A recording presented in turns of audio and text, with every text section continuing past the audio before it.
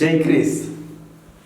ಪ್ರಭು ಕ್ರಿಸ್ತರಲ್ಲಿ ಆತ್ಮೀಯ ಸಹೋದರ ಸಹೋದರಿಯರೇ, ಗುಲ್ಬರ್ಗ ಧರ್ಮಕ್ಷೇತ್ರವು ಇದೇ ಜೂನ್ 7ರಂದು ಪ್ರಭು ಕ್ರಿಸ್ತರ ಪೂಜ್ಯ ಶರೀರ ಮತ್ತು ರಕ್ತದ ಹಬ್ಬದಂದು ಈ ವರ್ಷ ಕುಟುಂಬ ವರ್ಷವನ್ನಾಗಿ ಆಚರಿಸಲು ಕುಟುಂಬ ವರ್ಷ ಉದ್ಘಾಟನೆಯನ್ನು ಕೂಡ ಗೈದಿದೆ. ಕುಟುಂಬ ವರ್ಷವನ್ನು ಸ್ವಾಗತಿಸಿ ಬೇರೆ ಬೇರೆ ಧರ್ಮ ಕೇಂದ್ರಗಳಲ್ಲಿ ಬಹಳ ಪ್ರೀತಿಪೂರ್ವಕವಾಗಿ ಇದನ್ನು ಸ್ವಾಗತಿಸಿದ್ದೀರಿ, ಸಂಭ್ರಮದಿಂದ ಉದ್ಘಾಟನೆಗೈದಿದ್ದೀರಿ ಅಂತ ಕೇಳಲು ನಾನು ತುಂಬ ಸಂತೋಷ ಪಡುತ್ತೇನೆ. ಜೊತೆಗೆ ನಿಮಗೆಲ್ಲರಿಗೂ ಒಂದು ಫಲದಾಯಕ ಕುಟುಂಬ ವರ್ಷ ನಿಮ್ಮದಾಗಲಿ, ಆಶೀರ್ವಾದಗಳು ನಿಮ್ಮದಾಗಲಿ ಎಂದು ನಾನು ಕೋರುತ್ತಿದ್ದೇನೆ. ನಿಮಗಾಗಿ ನನ್ನ ಪ್ರಾರ್ಥನೆಗಳು ಸದಾ ಇವೆ. ನಿಮಗಾಗಿ ನಾನು ಪ್ರಾರ್ಥನೆಗಳನ್ನು ಸಲ್ಲಿಸ್ತೇನೆ. ನಿಮ್ಮ ಕುಟುಂಬಗಳು ಸಂತೋಷಭರಿತವಾದ ಕುಟುಂಬಗಳಾಗಲಿ ಎಂದು ಹಾರೈಸುತ್ತೇನೆ. ಯಾಕೆ ಕುಟುಂಬ ವರ್ಷಾಚರಣೆ ಎಂದು ನೀವು ಹಲವಾರು ಜನರು ಯೋಚಿಸುತ್ತಿರಬೇಕು. ಯಾಕೆ ಅಂತ ಗೊತ್ತಾದರೆ ಅದನ್ನು ನಾವು ಸಂತೋಷಭರಿತವಾಗಿ ಆಚರಿಸ್ತೀವಿ. ಆತ್ಮೀಯರೇ, ನಮ್ಮ ಕುಟುಂಬ ದೇವರ ಪ್ರೀತಿಯ ಕೊಡುಗೆ. ತುಂಬ ಸಲ ಇದನ್ನು ನಾವು ಲೆಕ್ಕಿಸುವುದಿಲ್ಲ, ಇದನ್ನು ನಾವು ಮರೆತು ಬಿಡ್ತೀವಿ. ನಮ್ಮಲ್ಲಿ ಅನೇಕರು ಕುಟುಂಬದ ವಿಷಯವಾಗಿ ಯೋಚಿಸುವಾಗ ಬಹಳ ಬೇಸರಪಟ್ಟು ಇದು ನನ್ನ ಹಣೆ ಬರಹ ಅಂತ ಹೇಳ್ತಾರೆ. ಹಾಗಿಲ್ಲ ಪ್ರಿಯರೇ. ಪವಿತ್ರ ಗ್ರಂಥದಲ್ಲಿ ಆದಿಕಾಂಡ ಪುಸ್ತಕದಲ್ಲಿ ದೇವರು ಸೃಷ್ಟಿಸಿದ ಮೊದಲನೇ ಕುಟುಂಬ ಆದಾಮ ಹವ್ವ. ಬಹಳ ಸುಂದರವಾದ ವಾಕ್ಯಗಳು. ಸೃಷ್ಟಿ ಕಾರ್ಯ ಮುಗಿದ ಬಳಿಕ ದೇವರು ಹೇಳುತ್ತಾರೆ, ಇವಾಗ ನಾವು ಮಾನವನ ಸೃಷ್ಟಿಸೋಣ, ಆತನನ್ನು ನಮ್ಮ ಹೋಲಿಕೆಯಲ್ಲಿ ಸೃಷ್ಟಿಸೋಣ ಅಂತ ಹೇಳಿಕೊಂಡು ದೇವರು ಮನುಷ್ಯನನ್ನು ರೂಪಿಸ್ತಾರೆ ಮತ್ತು ಜೊತೆಗೆ ಮನುಷ್ಯನಿಗೊಬ್ಬ ಬಹಳ ಸಂಗಾತಿ ಕೊಡುತ್ತಾರೆ. ಅಂದರೆ ದೇವರು ಯೋಚಿಸಿ ಸುಂದರವಾದ ಕುಟುಂಬವನ್ನು ಸೃಷ್ಟಿಸುವಾಗ ಅವರನ್ನು ತನ್ನ ಮಕ್ಕಳೆಂದೇ ತೆಗೆದುಕೊಂಡರು.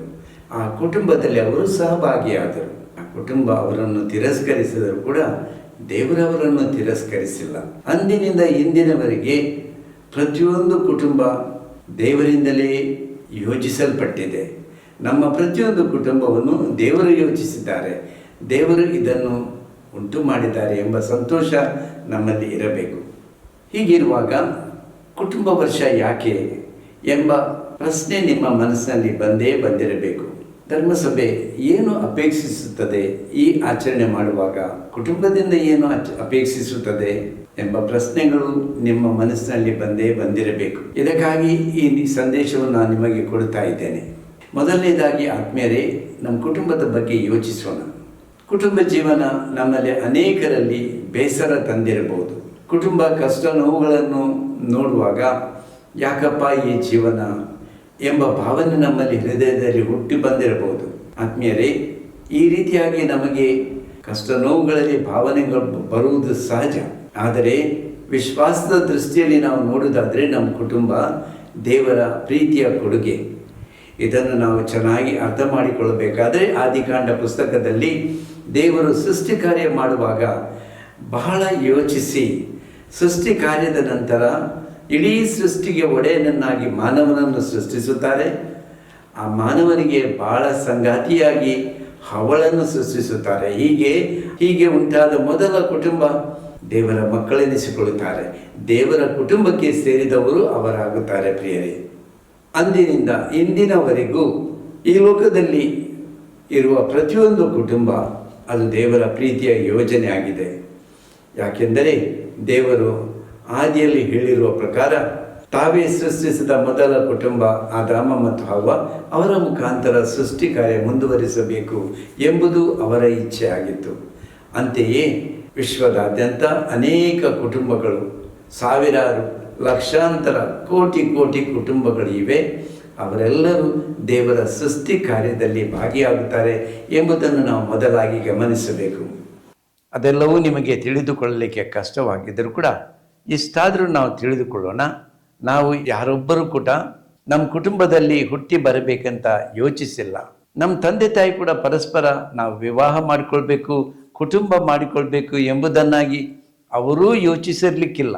ಅಕಸ್ಮಾತ್ ಎಂಬಂತೆ ಕಂಡರೂ ಈ ಮದುವೆ, ಈ ವಿವಾಹ, ಲಗ್ನ ಅಥವಾ ಕುಟುಂಬ ಜೀವನದ ಪ್ರಾರಂಭ ದೇವರಿಂದ ನಿಯೋಜಿತ. ಮೊದಲೇ ದೇವರು ಇದನ್ನು ಯೋಜಿಸಿದ್ದಾರೆ ಮತ್ತು ಇದನ್ನು ಅವರು ನೆರವೇರಿಸುತ್ತಾರೆ. ಆದುದರಿಂದ ನಮ್ಮ ಕುಟುಂಬದ ಬಗ್ಗೆ ಯೋಚಿಸುವಾಗ ಮೊತ್ತ ಮೊದಲಾಗಿ ನಾವು ತಿಳಿದುಕೊಳ್ಳಬೇಕಾದ ವಿಷಯ, ದೇವರು ನಮ್ಮನ್ನು ಒಂದು ಕುಟುಂಬವಾಗಿ ಒಟ್ಟಾಗಿಸಿದ್ದಾರೆ. ದೇವರು ನಮ್ಮ ಕುಟುಂಬವನ್ನು ಸೃಷ್ಟಿಸಿದ್ದಾರೆ ಮತ್ತು ಕುಟುಂಬದಲ್ಲಿ ನಮ್ಮನ್ನೆಲ್ಲ ಒಂದಾಗಿಸಿದ್ದಾರೆ ಎಂಬ ಕಲ್ಪನೆ ನಮ್ಮ ಮನಸ್ಸಿನಲ್ಲಿ ಇರಬೇಕು. ಕುಟುಂಬ ಜೀವನ ದೇವರು ನಮಗೆ ಕೊಟ್ಟ ಕರೆ. ಈ ಕುಟುಂಬ ಜೀವನದಲ್ಲಿ ನಾವು ಪರಸ್ಪರ ಪ್ರೀತಿಯಿಂದ ಇರಲು, ಒಬ್ಬರನ್ನೊಬ್ಬರು ಕ್ಷಮಿಸಲು, ಕಷ್ಟ ನೋವುಗಳಲ್ಲಿ ಒಬ್ಬರಿಗೊಬ್ಬರು ಸಹಕರಿಸಲು ದೇವರು ನಮಗೆ ಕರೆ ನೀಡಿರುತ್ತಾರೆ. ನಮ್ಮ ಕುಟುಂಬದಲ್ಲಿ ನಮ್ಮ ಮಕ್ಕಳು ನಮ್ಮ ಕುಟುಂಬದ ಸಂತೋಷ. ಕುಟುಂಬದಲ್ಲಿ ನೋವುಗಳು ಅನೇಕ ಇದ್ದರೂ ಕೂಡ ನಮ್ಮ ಜೊತೆ ಮಕ್ಕಳು ಇರುವಾಗ ಎಲ್ಲವನ್ನು ನಾವು ಮರೆತು ಬಿಡುತ್ತೇವೆ. ಈ ಒಂದು ಕುಟುಂಬದ ಸಂತೋಷ ನಮ್ಮ ಜೀವನದಲ್ಲಿ ನಮ್ಮ ಕಷ್ಟಗಳನ್ನೆಲ್ಲ ಮರೆತು ಬಿಡಲು ಸಹಾಯ ಮಾಡುತ್ತದೆ ಅಲ್ಲವೇ? ಆತ್ಮೀಯರೇ, ಕುಟುಂಬ ಜೀವನ ಹೊರೆಯಾಗಬಾರದು. ಕುಟುಂಬ ಜೀವನ ಬೇಸರವೆನಿಸಬಾರದು. ಕುಟುಂಬ ಜೀವನ ನೋವಿನ ಕಥೆಯಾಗಬಾರದು.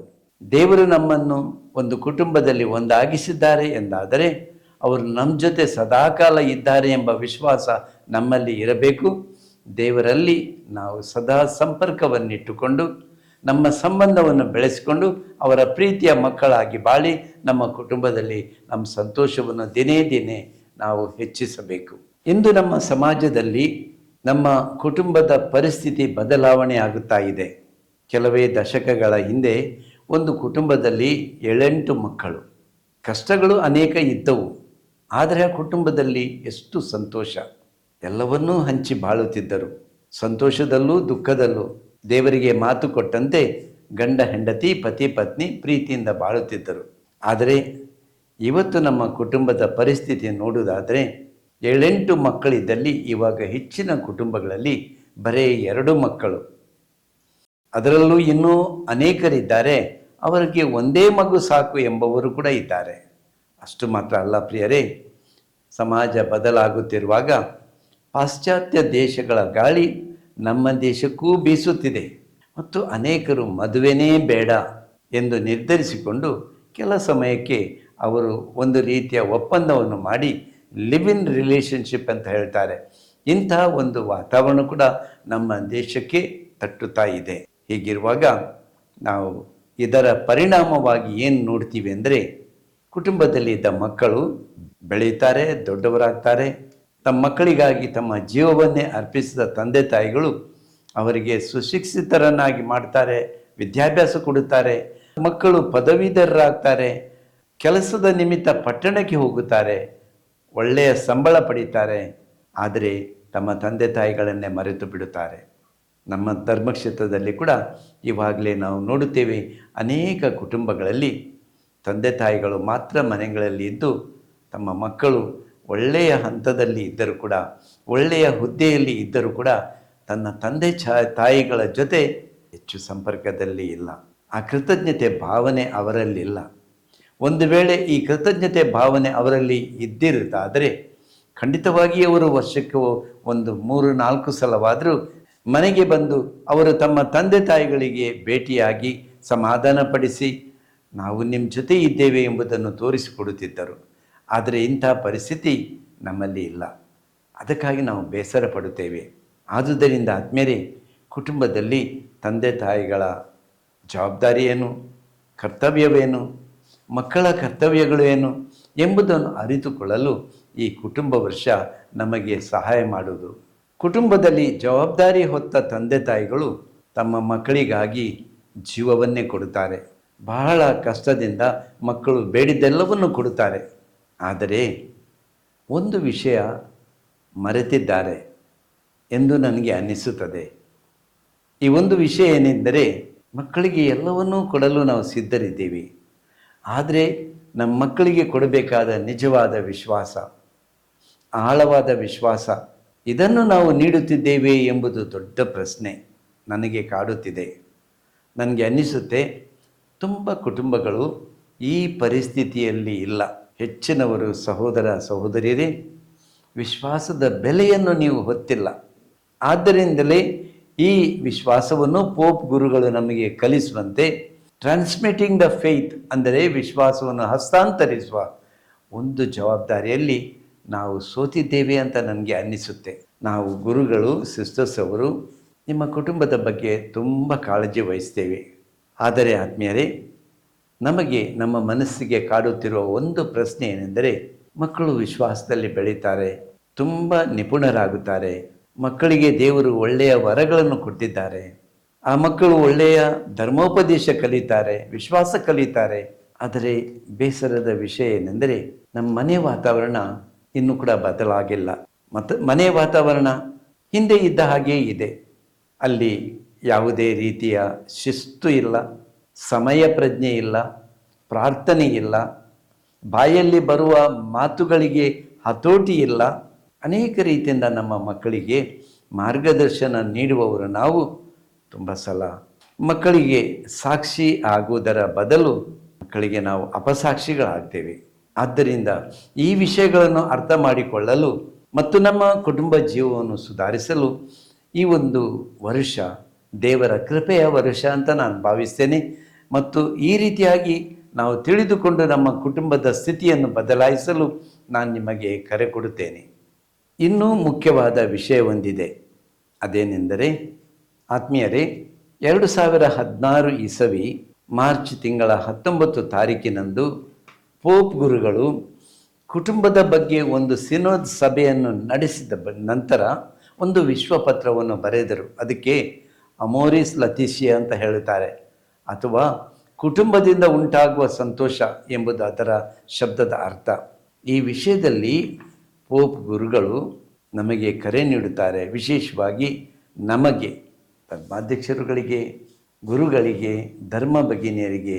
No the families where they are. ಕುಟುಂಬಗಳು ಎಲ್ಲಿವೆ ಅಲ್ಲಿಯೇ ಅವರನ್ನು ಗುರುತಿಸಿಕೊಳ್ಳಿರಿ, ಅವರ ಕಷ್ಟಗಳನ್ನು ಅರಿತುಕೊಳ್ಳಿರಿ. ಆದುದರಿಂದ ಅವರು ಕುಟುಂಬದ ಜೊತೆ ಅಕಾಂಪನಿಮೆಂಟ್, ಕುಟುಂಬದ ಜೊತೆ ನಡೆದುಕೊಳ್ಳುವುದು, ಅವರ ಕಷ್ಟಗಳಲ್ಲಿ ಒಂದಾಗುವುದು, ಇದೆಲ್ಲವುಗಳನ್ನು ಮಾಡಬೇಕಾದರೆ ನಮ್ಮ ಮನೆಗಳಲ್ಲಿ ಕುಳಿತರೆ ಆಗುವುದಿಲ್ಲ. ಬದಲಾಗಿ ಜನರು ಎಲ್ಲಿದ್ದಾರೆ, ಯಾವ ಪರಿಸ್ಥಿತಿಯಲ್ಲಿದ್ದಾರೆ, ಹೇಗಿದ್ದಾರೆ ಎಂಬುದನ್ನು ಅರಿತುಕೊಂಡು ಜನರ ಪಾಲನೆ ಪೋಷಣೆ ನೀವು ಮಾಡಿರಿ ಎಂದು ನಮಗೆ ಕರೆ ಕೊಡುತ್ತಿದ್ದಾರೆ. ಆದ್ದರಿಂದ ಆತ್ಮೀಯ ಸಹೋದರ ಸಹೋದರಿಯರೇ, ವಿಶೇಷವಾಗಿ ಗುರುಗಳೇ, ಸಿಸ್ಟರ್ಸ್ ಅವರೇ, ನಮ್ಮ ಜನರನ್ನು ಅರಿತುಕೊಳ್ಳುವುದೆಂದರೆ ನಾವು ಜನರೊಂದಿಗೆ ನಡೆಯುವುದು, ಅಕಾಂಪನಿಂಗ್ ದ ಪೀಪಲ್, ಅವರ ಕುಟುಂಬದ ಸದಸ್ಯರೆಂಬಂತೆ ಅವರ ನೋವು ನಲಿವುಗಳಲ್ಲಿ ಒಂದಾಗಿ ಬಾಳುವುದು. ಆವಾಗ ಮಾತ್ರ ಆ ಜನರನ್ನು ಎಂಥ ಸ್ಥಿತಿಯಲ್ಲಿದ್ದರೂ ಕೂಡ ದೇವರ ಕಡೆಗೆ ಸೆಳೆದುಕೊಳ್ಳುವ ಶಕ್ತಿ ದೇವರು ನಮಗೆ ನೀಡುವರು ಎಂದು ನಾನು ಹೇಳ ಬಯಸ್ತೇನೆ. ಪ್ರೀತಿಯ ಸಹೋದರ ಸಹೋದರಿಯರೇ, ಕೊನೆಯದಾಗಿ ಕುಟುಂಬ ದೇವರು ನಮಗೆ ಕೊಟ್ಟ ವರ. ಕುಟುಂಬವಿಲ್ಲದಿದ್ದರೆ ನಮ್ಮ ಜೀವನ ಹೇಗಾಗುತ್ತಿತ್ತು? ಪ್ರಾಣಿ ಪಕ್ಷಿಗಳನ್ನು ನೋಡಿರಿ, ಅವರಲ್ಲಿ ಕೂಡ ಒಂದು ಕುಟುಂಬ ಭಾವನೆ ಇದೆ. ಕೊನೆಯದಾಗಿ ಆತ್ಮೀಯರೇ, ಕುಟುಂಬದ ಬಗ್ಗೆ ಹೇಳುತ್ತಿರುವಾಗ ಯೇಸು ಕ್ರಿಸ್ತರು ದೇವರ ಪುತ್ರರು ಅವರಾಗಿದ್ದರೂ ಕೂಡ ಒಂದು ಕುಟುಂಬದಲ್ಲಿ ಜನಿಸಿ ಬಂದರು. ಮರಿಯಳ ಹೊಟ್ಟೆಯಲ್ಲಿ ಜನಿಸಿದರು. ಯೋಸೆಫ್ ಅವರ ಸಾಕು ತಂದೆಯಾಗಿದ್ದರು. ಮತ್ತು ಯೇಸು ಅತ್ಯಂತ ಬಡತನದಲ್ಲಿ ಹುಟ್ಟಿದ ನಮ್ಮ ಪ್ರಭು 30 ವರ್ಷಗಳವರೆಗೆ, ಆತ್ಮೀಯರೇ, ಇವಾಗಲೇ ನಾವು ಕುಟುಂಬ ವರ್ಷವನ್ನು ಬಹು ಸಂಭ್ರಮದಿಂದ ಉದ್ಘಾಟನೆಗೈದು ಆರಂಭಿಸಿದ್ದೇವೆ. ಈ ವರ್ಷ ದೇವರ ಕೃಪೆಯ ವರ್ಷ ನಮ್ಮ ಕುಟುಂಬಕ್ಕಾಗಲಿ ಎಂದು ನಾವು ಹಾರೈಸುತ್ತಿರುವಾಗ ನಾವು ಮಾಡಬೇಕಾದ ಅನೇಕ ಸೇವೆಗಳಿವೆ. ಇವಾಗಲೇ ನಾವು ಕುಟುಂಬ ವರ್ಷವನ್ನು ಬಲು ಸಂಭ್ರಮದಿಂದ ಆಚರಣೆಗೈದು ಆರಂಭಿಸಿದ್ದೇವೆ. 1 ವರ್ಷದ ಸಮಯ ಇದೆ. ಈ 1 ವರ್ಷ ನಮಗೆ, ನಮ್ಮ ಕುಟುಂಬಕ್ಕೆ ದೇವರ ಅನುಗ್ರಹ ಲಭಿಸಬೇಕಾದರೆ ನಾವು ಪ್ರತಿಯೊಂದು ಕುಟುಂಬ ಈ ವರ್ಷವನ್ನು ಪ್ರೀತಿಯಿಂದ ಸ್ವಾಗತಿಸಬೇಕು. ಈ ವರ್ಷದಲ್ಲಿ ನಾವು ಏನು ಮಾಡಬೇಕಾಗಿದೆ, ಧರ್ಮಸಭೆ ನಮಗೆ ಏನು ಕಲಿಸುತ್ತಿದೆ ಎಂಬುದನ್ನು ಚೆನ್ನಾಗಿ ಆಲಿಸಿಕೊಂಡು ಅದರಂತೆ ನಡೆದುಕೊಳ್ಳಲು ನಾವು ಪ್ರಯತ್ನಿಸೋಣ. ಇದು ಮುಖ್ಯವಾದ ಕೆಲಸ. ನಮ್ಮ ಕುಟುಂಬದ ವಾತಾವರಣವೇ ಬದಲಾಗಬೇಕು. ನಮ್ಮ ಕುಟುಂಬ ಒಂದು ಸಂತೋಷದ ಕುಟುಂಬವಾಗಬೇಕಾದ್ರೆ ನೀವು ಪ್ರತಿಯೊಂದು ಕುಟುಂಬ ಈ ಕಾರ್ಯಕ್ರಮಗಳಲ್ಲಿ ನೀವು ಭಾಗಿಯಾಗಬೇಕು. ನಮ್ಮ ದೈನಂದಿನ ಪ್ರಾರ್ಥನೆಯಿಂದ ಆರಂಭವಾಗಿ ನಮ್ಮ ಕುಟುಂಬಗಳು ಪ್ರಾರ್ಥನೆಯ ಕುಟುಂಬಗಳಾಗಲಿ ಎಂದು ನಾನು ನಿಮ್ಮಲ್ಲಿ ಕಳಕಳಿಯಿಂದ ವಿನಂತಿಸುತ್ತೇನೆ. ಪ್ರಾರ್ಥನೆ ಶಕ್ತಿ ಅದ್ಭುತವಾದ ಶಕ್ತಿ. ಪ್ರಾರ್ಥನೆಯಿಂದ ದೇವರು ನಮ್ಮ ಕುಟುಂಬಗಳಲ್ಲಿ ಅದ್ಭುತಗಳನ್ನು ಮಾಡುತ್ತಾರೆ ಎಂಬುದನ್ನು ನಾವು ಗ್ರಹಿಸಿಕೊಳ್ಳೋಣ. ನಮ್ಮ ಪ್ರತಿಯೊಂದು ಕುಟುಂಬ ಕೂಡ ಒಂದು ಪ್ರಾರ್ಥನೆಯ ಕುಟುಂಬವಾಗಲಿ. ಈ ವರ್ಷ ನಾವು ಮಕ್ಕಳಿಗೆ, ಯುವಕರಿಗೆ ಮತ್ತು ವಿವಾಹಿತರಾದ ನಿಮಗೆ ಬೇರೆ ಬೇರೆ ಕಾರ್ಯಕ್ರಮಗಳನ್ನು ರೂಪಿಸಿದ್ದೇವೆ. ಇಡೀ ವರ್ಷ ಬೇರೆ ಬೇರೆ ಕಾರ್ಯಕ್ರಮಗಳನ್ನು ನಾವು ಮಾಡಲಿಕ್ಕಿದ್ದೇವೆ. ಈ ಕಾರ್ಯಕ್ರಮಗಳಲ್ಲಿ ನೀವು ಭಾಗಿಯಾಗಬೇಕು, ಸಂತೋಷದಿಂದ ಸಹಕರಿಸಬೇಕು ಅಂತ ನಾನು ನಿಮ್ಮಲ್ಲಿ ಕೇಳಿಕೊಳ್ತೇನೆ. ಕಾರ್ಯಕ್ರಮಗಳು ಕುಟುಂಬ ಮಟ್ಟದಲ್ಲಿ, ವಾರ್ಡ್ ಅಥವಾ ಹಳ್ಳಿ ಮಟ್ಟದಲ್ಲಿ, ಕಾರ್ಯಕ್ರಮಗಳು ನಿಮ್ಮ ಕೇಂದ್ರ ಮಟ್ಟದಲ್ಲಿ, ಕಾರ್ಯಕ್ರಮಗಳು ನಿಮ್ಮ ಕಿರು ವಲಯ ಮಟ್ಟದಲ್ಲಿ ಮತ್ತು ಧರ್ಮಕ್ಷೇತ್ರ ಮಟ್ಟದಲ್ಲಿ. ಇದರ ಬಗ್ಗೆ ನೀವು ಮುಂದಿನ ದಿನಗಳಲ್ಲಿ ಸಿಂಚನ ಪತ್ರಿಕೆಯಲ್ಲಿ ಮತ್ತು ವಿವಿಧ ಕಾರ್ಯಕ್ರಮಗಳ ಮುಖಾಂತರ ಆಲಿಸಲಿಕ್ಕಿದ್ದೀರಿ. ದಯವಿಟ್ಟು ಎಲ್ಲರೂ ಸಹಕರಿಸಿರಿ. ವಿಶೇಷವಾಗಿ ಗುರುಗಳಲ್ಲಿ, ಕನ್ಯಾ ಭಗಿನಿಯರಲ್ಲಿ ನಾವು ಕೇಳಿಕೊಳ್ತೇನೆ, ಈ ಕುಟುಂಬದ ವರುಷ ನಮಗೆ, ಗುರುಗಳಿಗೆ, ಧರ್ಮ ಭಗಿನಿಯರಿಗೆ ಆಶೀರ್ವಾದದ ವರ್ಷವಾಗಲಿ. ಯಾಕೆಂದರೆ ನಮ್ಮ ಕೈಯಲ್ಲಿ ದೇವರು ಈ ಕುಟುಂಬಗಳನ್ನು ಕೊಟ್ಟಿದ್ದಾರೆ. ಉನ್ನತವಾದ ವಿಶ್ವಾಸದೆಡೆಗೆ ಅವರನ್ನು ಕೊಂಡೊಯ್ಯಲು ನಮಗೆ ಕರೆ ನೀಡುತ್ತಿದ್ದಾರೆ. ಇದಕ್ಕಾಗಿಯೇ ಯೇಸು ನಮ್ಮನ್ನು ಕರೆದಿದ್ದರು. ಇದಕ್ಕಾಗಿ ಯೇಸು ಇವತ್ತು ಕೂಡ ನಮ್ಮನ್ನು ಕರೆಯುತ್ತಿದ್ದಾರೆ ಎಂಬುದನ್ನು ಗ್ರಹಿಸಿಕೊಂಡು ಕುಟುಂಬಗಳ ಸೇವೆಗೆ ನಾವು ಬದ್ಧರಾಗಿರೋಣ. ಜೊತೆಗೆ ಎಲ್ಲ ಕುಟುಂಬಗಳ ಸದಸ್ಯರೇ, ಪ್ರತಿಯೊಂದು ನಿಮ್ಮ ಕುಟುಂಬ ಅತ್ಯಮೂಲ್ಯವಾದ ಕುಟುಂಬ. ನಮ್ಮ ವಿಶ್ವಾಸ ಬೆಳೆಯಬೇಕಾದ್ರೆ ನಮ್ಮ ಕುಟುಂಬಗಳು ಬೆಳೆಯಬೇಕು. ಸಂಖ್ಯೆಯಲ್ಲಿ ಮಾತ್ರ ಅಲ್ಲ, ವಿಶ್ವಾಸದಲ್ಲೂ ಬೆಳೆಯಬೇಕು. ಆದುದರಿಂದ ಈ ವರ್ಷ ನಡೆಯುವ ಎಲ್ಲ ಕಾರ್ಯಕ್ರಮಗಳಲ್ಲಿ ಮನಪೂರ್ವಕವಾಗಿ ಭಾಗವಹಿಸಿರಿ. ದೇವರಲ್ಲಿ ವಿಶ್ವಾಸವಿಡಿರಿ. ಯಾವಾಗ ನಾವು ದೇವರಲ್ಲಿ ವಿಶ್ವಾಸವಿಡುತ್ತೇವೆ ಆವಾಗ ದೇವರು ನಮ್ಮನ್ನು ಮೇಲಕ್ಕೆ ಎತ್ತುತ್ತಾರೆ. ಉನ್ನತವಾದ ಸಂತೋಷಭರಿತವಾದ ಕುಟುಂಬ ಜೀವನ ನಮ್ಮದಾಗುತ್ತದೆ. ಇಂತಹ ಸಂತೋಷ ದೇವರು ನಮಗೆ, ನಿಮಗೆ ಸದಾ ನೀಡಲಿ ಎಂದು ನಾನು ಹಾರೈಸುತ್ತೇನೆ. ಕುಟುಂಬದಲ್ಲಿಯೇ ಜೀವನ ಮಾಡಿದರು. ದೇವರ ಪುತ್ರ ಅವರಾಗಿದ್ದು ತಮ್ಮ ತಂದೆ ತಾಯಿಗಳಿಗೆ ವಿಧೇಯರಾಗಿ ನಡೆದರು. ಅವರನ್ನು ಸಂತೋಷಭರಿತರನ್ನಾಗಿಸಿದರು. ಇವತ್ತು ಈ ಪವಿತ್ರ ಕುಟುಂಬ ನಮಗೆ ಒಂದು ಪ್ರೇರಣೆ, ನಮಗೆ ಆದರ್ಶ ಮತ್ತು ನಮಗೆ ದಾರಿ ತೋರಿಸುವ ಕುಟುಂಬಗಳು. ನಮ್ಮ ಕುಟುಂಬದಲ್ಲಿ ಯಾವ ಪ್ರಶ್ನೆಗಳು ಇದ್ದರೂ ಕೂಡ, ಎಂಥ ಕಷ್ಟಗಳು ಇದ್ದರೂ ಕೂಡ ದೇವರು ನಮ್ಮೊಂದಿಗೆ ನಮ್ಮ ಜೀವನ ಯಾತ್ರೆಯಲ್ಲಿ ಒಂದಾಗಿದ್ದಾರೆ ಎಂಬುದನ್ನು ನಾವು ಮರೆಯದಿರೋಣ. ಅವರು ನಮ್ಮ ಜೊತೆ ಇದ್ದಾರೆ. ನಮ್ಮ ನೋವು ನಲಿವುಗಳಲ್ಲಿ ಒಂದಾಗುತ್ತಾರೆ. ಅದಕ್ಕಾಗಿಯೇ ಪ್ರಭು ಯೇಸು ಕ್ರಿಸ್ತರು ನಮ್ಮ ಮಧ್ಯೆ ಹುಟ್ಟಿದರು, ನಮ್ಮಂತೆ ಬೆಳೆದರು, ನಮಗಾಗಿ ತನ್ನ ಪ್ರಾಣ ನೀಡಿದರು ಮತ್ತು ಇವಾಗ ನಮ್ಮ ಜೊತೆ ಪ್ರಭು ಇದ್ದಾರೆ. ನಮ್ಮ ಕುಟುಂಬವನ್ನು ರೂಪಿಸಿದ ದೇವರಿಗೆ ಸ್ತೋತ್ರ ಉಂಟಾಗಲಿ. ನಮ್ಮ ಕುಟುಂಬಗಳು ವಿಶ್ವಾಸಭರಿತ ಕುಟುಂಬಗಳಾಗಲಿ. ನಮ್ಮ ಕುಟುಂಬಗಳು ದೇವರ ದಯೆಯಿಂದ ಈ ವರ್ಷ ನಮಗೆ ಸಿಗುವ ವಿಶೇಷ ಅನುಭವಗಳ ಮುಖಾಂತರ ಉತ್ತಮವಾದ ದಾರಿಯಲ್ಲಿ, ನಮ್ಮ ಕುಟುಂಬಗಳು ಅತಿ ಶ್ರೇಷ್ಠ ವಿಶ್ವಾಸ ಸಂಭ್ರಮಗಳಿಂದ ಬಲಗೊಂಡು ದೇವರ ಪ್ರೀತಿಯ ಮಕ್ಕಳಾಗಿ ಬಾಳಲಿಕ್ಕೆ ನಾಂದಿಯಾಗಲಿ ಎಂದು ಹಾರೈಸುತ್ತಾ, ಆತ್ಮೀಯರೇ, ನಿಮ್ಮೆಲ್ಲರಿಗೂ ಕುಟುಂಬದ ಸಂತೋಷ, ಕುಟುಂಬ ಪ್ರೀತಿಯಿಂದ ಉಂಟಾದ ಸಂತೋಷವನ್ನು ನಾನು ನಿಮಗೆ ಬಯಸುತ್ತೇನೆ. ದೇವರ ಆಶೀರ್ವಾದ ಸದಾ ನಿಮ್ಮ ಮೇಲಿರಲಿ.